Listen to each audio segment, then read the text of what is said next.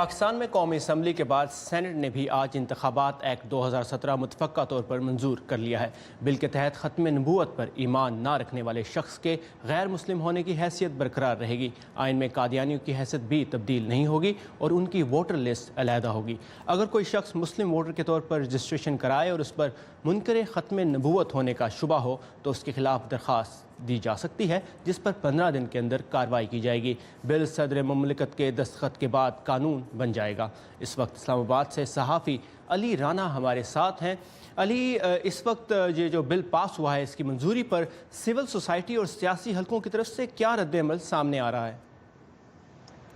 جی بالکل، جیسا کہ میں آپ کو بتاؤں کہ اس میں بہت زیادہ حساس معاملہ ہے یہ پاکستان میں، اور اس حوالے سے ختم نبوت کے حوالے سے عام طور پر بات نہیں کی جاتی۔ اس کی حساسیت اتنی زیادہ ہے کہ اس موضوع پر کوئی بھی اگر کسی کو کوئی اعتراض بھی ہو تو وہ بھی بات نہیں کی جاتی۔ لیکن آج جو یہاں پر سینٹ کی کارروائی کے دوران دیکھنے میں آیا کہ سینیٹر اعتزاز احسن نے اس حوالے سے کہا کہ اس میں جو 7C جو شک شامل کی گئی ہے، اس میں یہ کہا گیا ہے کہ اگر کوئی شخص کسی پر الزام عائد کر دیتا ہے کہ وہ غیر مسلم ہے، اس کا تعلق احمدی فرقے یا قادیانی فرقے سے ہے، تو پھر اس کے بعد اس کو وہاں پر 15 دن کے اندر اندر اپنے آپ کو مسلمان ثابت کرنے کے لیے سرٹیفکیٹ پیش کرنا ہوگا، اور اگر وہ ایسا نہیں کرتا تو اس کا نام مسلم فہرست سے نکال کر غیر مسلم فہرست میں درج کر دیا جائے گا۔ تو اس قانون کے غلط استعمال کا خدشہ ہے، اس حوالے سے کیا اقدامات کیے جا رہے ہیں؟ اس کے اوپر راجہ ظفر الحق نے کہا کہ جی اصولاً تو ہونا تو یہ چاہیے کہ یہاں پر اگر کوئی شخص ایسا اقدام کرتا ہے تو اسی کے اوپر ہی انہی دفعات کے تحت جو ہے وہ کارروائی کی جائے کہ اس نے غلط الزام لگایا، لیکن یہ قانون میں شامل نہیں ہے۔ صرف اور صرف ایسے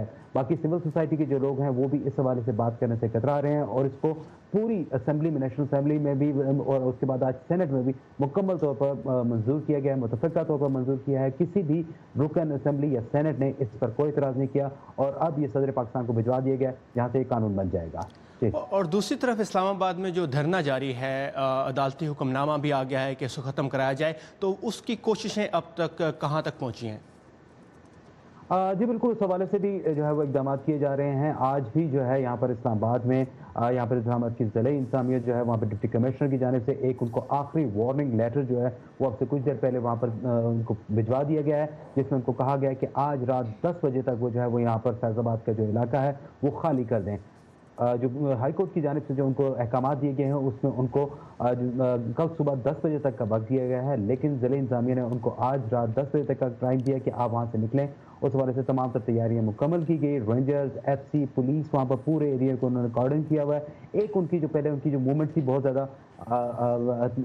آرام سے تھی کہ وہ آ جا رہے تھے، راولپنڈی اسلام آباد کے درمیان جتنے بھی پروٹیسٹر تھے وہ آ رہے تھے، لیکن اب اس کو بھی ریسٹرکٹ کر دیا گیا ہے۔ لیکن اب سے کچھ دیر پہلے جو ہمیں اطلاعات ملی ہیں، راولپنڈی میں بہت بڑے بڑے جلوس جو ہیں وہ یہاں ریلی کی طرف گئے ہیں، اور ان کو وہاں پر اس وقت اس کے ساتھ شامل ہو رہے ہیں۔ تو اب ان کی جو تعداد تھی وہ کہا جا رہا تھا کہ 1800 سے 2000 ہے، تو امکان یہ ہے کہ وہ جس طرح کی صورتحال ہے اس میں وہ تعداد بڑھ کے 3 سے 4000 ہو سکتی ہے۔ جی علی رانا ہمارے ساتھ اسلام آباد سے اپڈیٹس دے رہے تھے۔ Thank you Ali.